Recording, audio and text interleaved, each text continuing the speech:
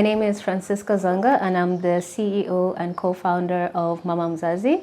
Full name Mama Mzazi, Mommy and Me, but shortened to Mama Mzazi. So we are focused on ensuring the holistic growth and healthy development of children. And our core mission is to ensure that no child should ever feel so helpless or hopeless that they drop out of school, succumb to negative pressure, or contemplate self-harm. There's one specific event that really got me to do what we would do at Mama Mzazi, especially our key initiative, the Budding Leaders. And that was after the passing of my younger brother. He passed away due to mental health challenges. And at that moment is when we realized that there's a lot of stigma and not enough resources that are available, especially to our youth. So I co-founded Mama Mzazi to provide adolescents with the resources they need to make informed life decisions.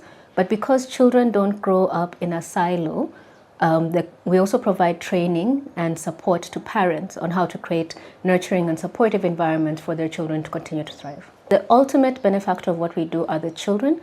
And to date, we've supported around 5,000 children spread across 10 counties in Kenya. And we've seen tremendous growth. Some of the numbers that we've seen, we have an 88% reporting on increase in self-awareness.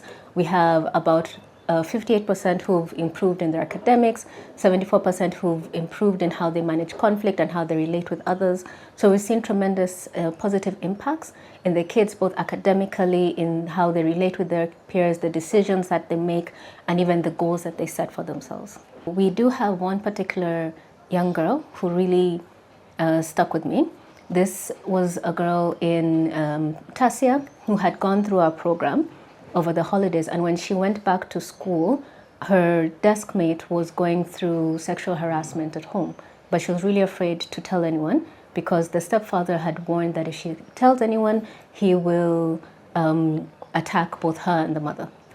Now, this budding leader who had gone through the program was able to get the confidence and the voice, the agency to speak up and convince her desk mate to go and actually advocate for herself. So she promised that she'll take her to a teacher, and they went together to the principal. She explained to the principal what was happening. The principal called the mother, and right now the case is with the authorities.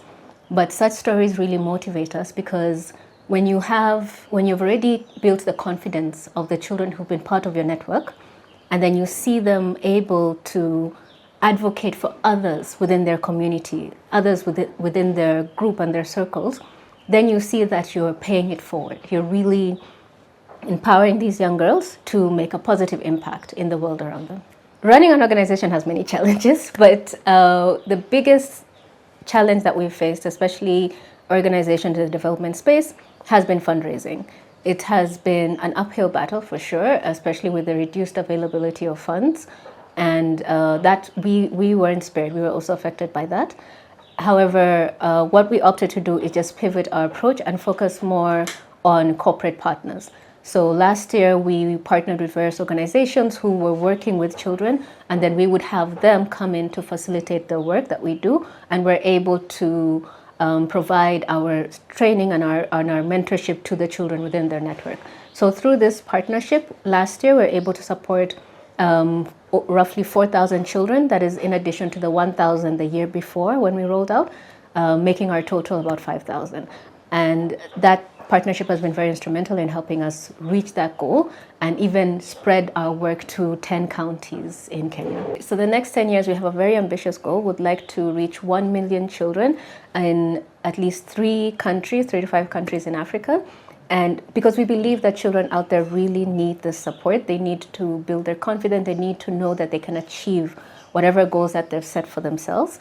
And we're planning to achieve that through our chatbot. So we have a mentorship portal that we've developed, which is accessible on our website and can also be accessed through WhatsApp as well. Majority of the benefactors of our program are adolescents, but we also find that majority of them are also girls. mostly due to the fact of how society is set up, that they tend to be more disenfranchised.